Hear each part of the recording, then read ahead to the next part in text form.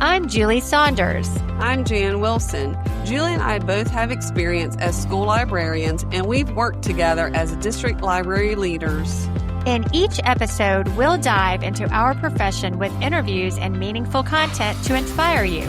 We're not experts, but we're pretty close.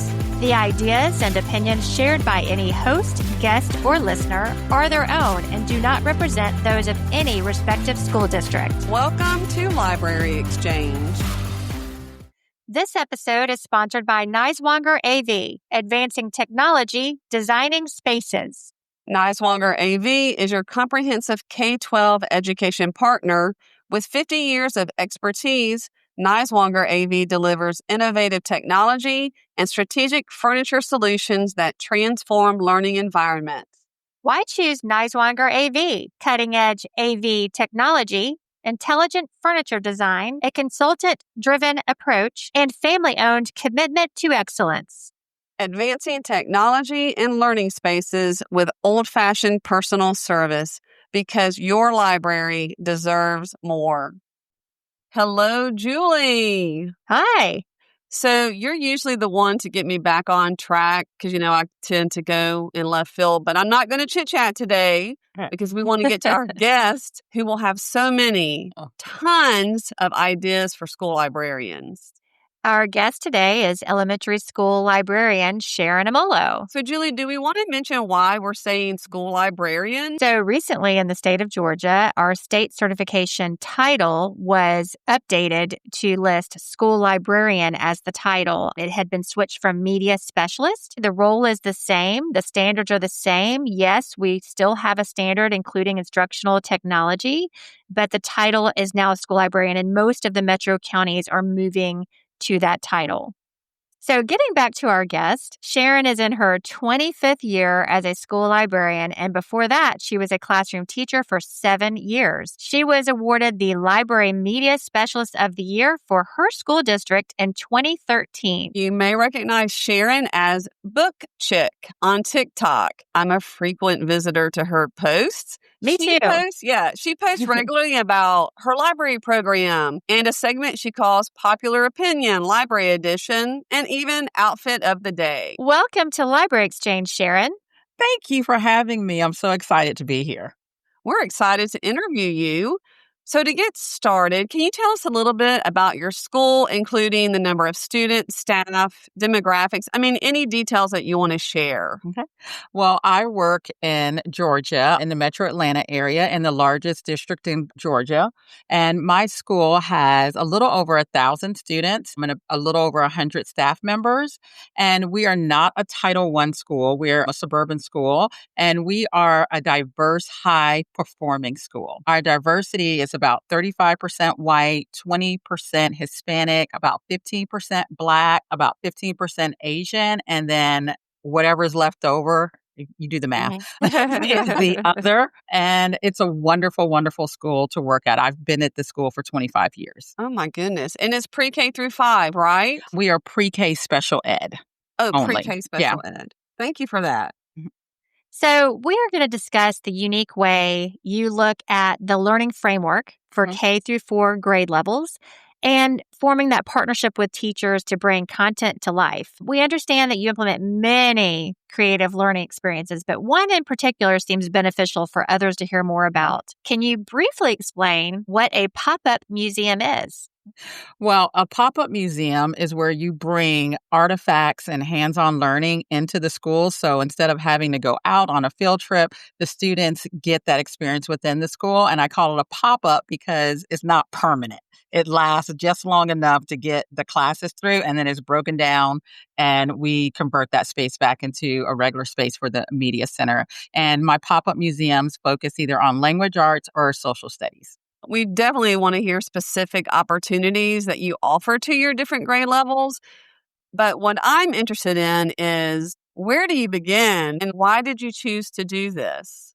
Okay, well, I have 6 pop-up museums, currently 5, and there will be a 6th one added. I do a kindergarten for toys, which is language arts.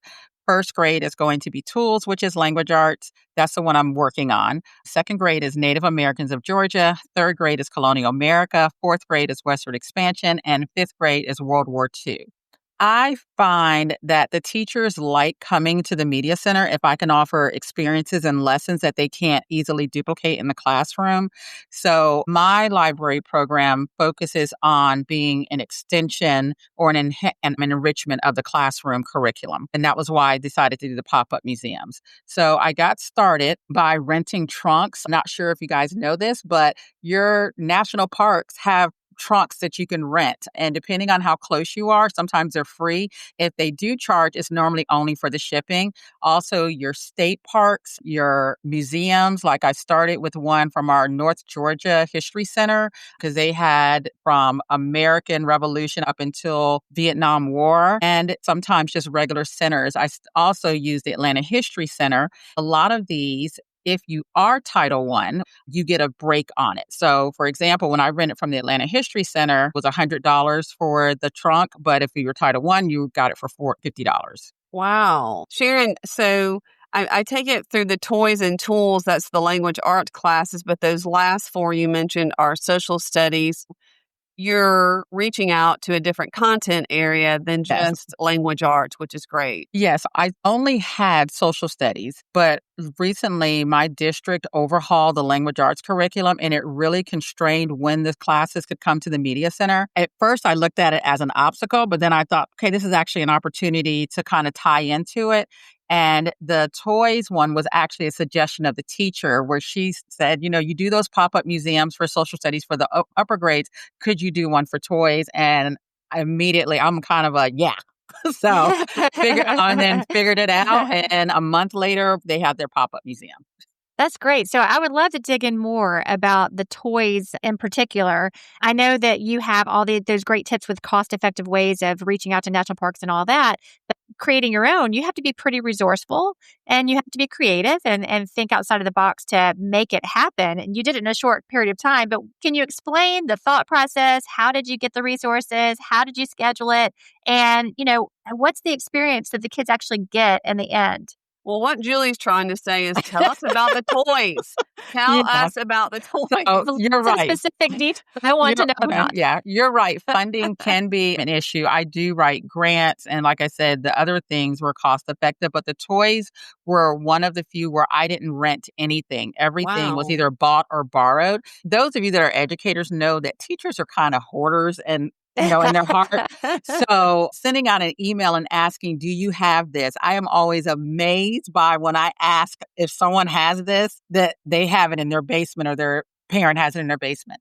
So for the toys, the language arts curriculum starts from toys long ago up until today. So we started with the 1700s and went up to the current toys. I sent out an email asking who had toys that they could loan me for the pop-up museum and that the students would not touch these toys because some of these were toys from their childhood. And I got lots of responses, especially from the 1940s up until the 1980s. So we had tons of toys. And then my own children had a lot from the 90s and the 2000s, and then we were able to fill in from there. And so the way it worked was all of the toys that were borrowed were part of a scavenger hunt. I put up a timeline that was color coded because this is kindergarten, so they really can't read, but they know their colors. And they walked around and they found the colors. So let's say if 1940s was blue, then they may have had a picture of, I don't know, I probably shouldn't have chosen 1940s. Let me go with my age range where I'll remember. Let's say they had a record player. And I was in the 1970s because I remember having a little record player when I was a kid. And they had a picture and they would color it to show that they found that toy. And they had 6 toys on their sheet that ranged in the different decades. And they walked around and found those. And they worked with a partner for this. And then when they found all their toys, they showed me their sheet and I would normally just ask them, oh, which toy was long ago or which is a toy that you would like to play with. So it was like a really quick check-in with them. And then once they checked in with me, they were able to move over to the exploration section because what's a toy museum if you can't touch the toys? And in that area, they could play with light brights, which were the updated versions where you don't plug them in, they have batteries. They had magnetiles. I don't know if you remember those little ones that you could push. They have water in them. You try to get the little hoop over the different obstacles. And then this other one, which was a little magnetic fishing game, which they loved that more than anything. That fishing game where the teachers were saying they're going to have to buy some of those for their classroom. As the kids finished, they had something to do so that I didn't have to worry about managing behaviors. And after about 10 or 15 minutes of being in that area, depending on how long it took them to finish their scavenger hunt, then it was time for our make and take. With all of my museums, I like to have the kids go away with something. And in this one, they had a wooden spinning top. So they colored their top. And I told them, I was like, oh, look at it now. It's just a plain top. And if you remember when you looked at the 1700s part, so those of you that had this on your sheet, this was over here. And you're going to make your own, but we're going to update it for the 2000s so it's colorful and it's not plain like the colonial kids would have played with. They get permanent markers and they color their top after they finish because, that carpet in the media center is basically just like right over hard floor so you can spin on it. It's not plush. So after they finish coloring their tops, then they just got about 1 or 2 minutes to just spin it. And they got to take that with them. And I forgot to say that when they came into the museum, they had to hopscotch into the museum. So How cute. I wanted some type of game in there too. And so that was also interesting to see those little fine motor skills and coordination of them hopping in. The teachers absolutely loved it. And except for the make and take and then the toys that I had to buy for them to touch, I really didn't have to spend a lot of money on this museum. That's something I want people to take away. You can start small and you can start with something that you may already have some of. I have some questions. Mm-hmm. So when a class comes to the library to experience the pop-up museum, is this all done in one learning session? About how long does it take to get through the scavenger hunt, do the make and take activity per class? For all of my museums, I normally allot an hour. And if we don't need the hour, then that's fine. So they come in with the toy museum, they hopscotch in, they sit down. I explain the museum, and all of that takes about 10 minutes of me going through because the overview is really simple. Like, here's your sheet. And I kind of then just call out a couple of them like, hey, if I had the Furby, who could tell me what color I would color on my sheet? And I do two So or you're three modeling examples it for them. Yes. I've got to for these, for the littles, you got to. Yeah. So for me, to clarify, each decade was a different color. Yes. Okay. Yes. Go So ahead. each decade was a different color. And if they go into Book Chick, I will do an updated post on it. So that way they can easily find, because I have that one posted. So Sharon, I just want to reemphasize this. You're not teaching them the content of this unit. No. But I am basing it on their curriculum. So Yes. for all of my museums, I go back into the curriculum and I look at what are the objectives or the standards that they're supposed to learn. And let's say if they have like 6 or 7, obviously I can't cover all of that. So Right. I pick out which ones would work best for the museum. At what point in the learning unit do you feel it's best to introduce this pop-up museum for those that don't have an instructional background and don't really understand how that works? Do you do it as an intro, in the middle? Does it matter? It doesn't matter. So it's depending on where, like I said, we have a little over 1,000 students and I can only do one museum a day with the way their schedules work. To get all of them at the beginning or all of them in the middle or all of them in Gotcha. the end doesn't really work. So normally some will be over 2 different time periods. With the toy one, it actually works out that it's after they finish just because they do it as their first 9 weeks. And I start off with orientations. I have about a week to get all the kids back through for a second checkout. And then I go immediately into book fair after Labor Day. And by that time, they're wrapping up the toy museum and I need some time to set it up. And so it's an end of the unit and that one works fine. It works good as an introduction. If I'm doing it as an introduction, I just tell the kids, so, hey, you're going to be learning about this. So I hope after exploring this, when you read about it and you're doing it in your class, you're like, that's what that was. And you make that connection. Right. Or if you're Right. doing it, you now have a visual of this is what it looks like. Or if you've already done it, now you're like, oh, that's what they were talking about. So it really doesn't matter when you're doing it. I could do the toy museum at the end of the year and like, hey, remember back in August and September when you learned about this, this is a recap of it. Tying it into the curriculum is where you get the teacher buy-in because as you know, the curriculum is so rigorous, even for kindergarten. Like kindergarten is basically like first grade used to be. Wow. The teachers have to know that what you're offering is beneficial and an enhancement to them and not just something extra for them to do. So, Sharon, in our last few minutes, I do want to move to the westward expansion. If you could kind of highlight some of the things you shared with us about that pop-up museum. Okay. So another museum I offer is a Westward Expansion, and that's for my fourth graders. And I started this museum by borrowing stuff. So this is another one where you don't have to have an initial huge investment. You can borrow most of the items and again, send out emails and find out what your staff has. So with our Westward Expansion, they have to know technology, Lewis and Clark, the gold rush, the people, and traveling and how the Native Americans were affected by Lewis and Clark. We set up a gold rush store with different items that they would buy and they take on a role of a prospector. And that one I do need assistance for. So my clerk actually runs the store. You could do it where they just go and pick things and write them on their sheet. Their make and take for that one is for the technology. They make a Morse code bracelet of their name. Cute. They also, when they go to the general store, they have a list of whether they're a prospector or settler. They have a list of things to buy. And if they have enough money, they should have a penny left to buy a piece of candy. So they get a hard candy to take with them.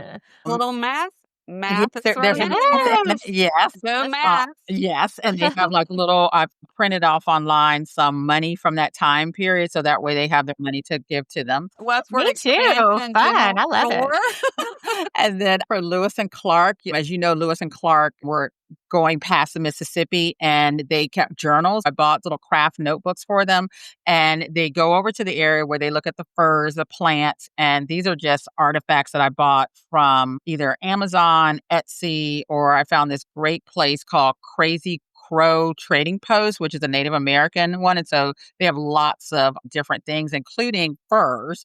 So after they explore that, they move over to the table and they draw something that they saw on their expedition. They can try on clothing. Trying on the clothing is always one of the favorite parts of the kids. They could try on the different clothing that the women wore, the men wore. We do not do Native American clothing trying on because that's not culturally sensitive. They could touch a rain stick and a bow and arrow and other things. So we use artifacts.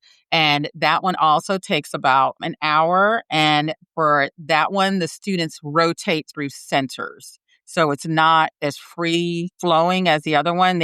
Just because I can't have 15 kids trying to make a Morse code bracelet. They're divided up into groups and they get about 10 minutes at each area.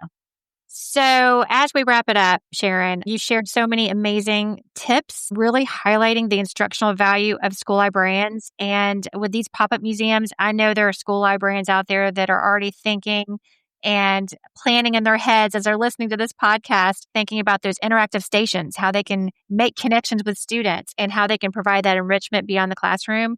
Great examples of things people can replicate in their own space. And that's one thing I want people to come away with. Yes, we are school librarians, but we're more than books. Right. And having those extra experiences, like I want my kids to be like, I loved going to the media center. I don't remember the media center from when I was a kid until I was in junior high and high school, but I'm sure it was wonderful. But I want them to love coming there and to know that each time they come, they can have an experience here, whether it's something big like a pop-up museum or something small. But it's not always just research and learning the Dewey Decimal System. Right.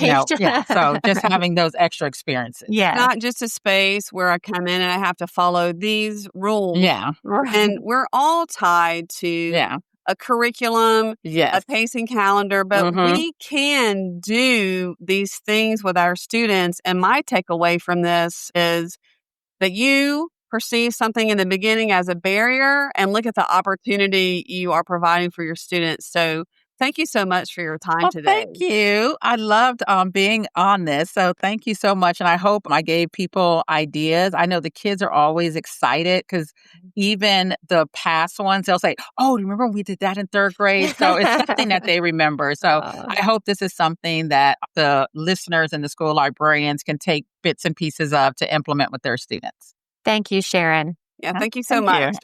Thank you. So, Julie, we exchanged ideas during the interview. It's time for our recap. Do you want to start us off? Sure. So I love the concept of the pop-up museum. I think any librarian from anywhere can implement this idea. You can utilize local resources, collect artifacts from while you're traveling, ask for donated items from staff or community members. It's a great way for teachers to become emotionally invested in your library programming as they help you find resources. You really can bring any topic alive in your own space. Yeah, I give her pop-up museums an A+ because they're an extension of the curriculum, and she's not teaching the content directly. She's helping teachers, meet those specific objectives or standards, and she's creating an experience that teachers can easily set up in their classroom. So the school library has space and flexibility.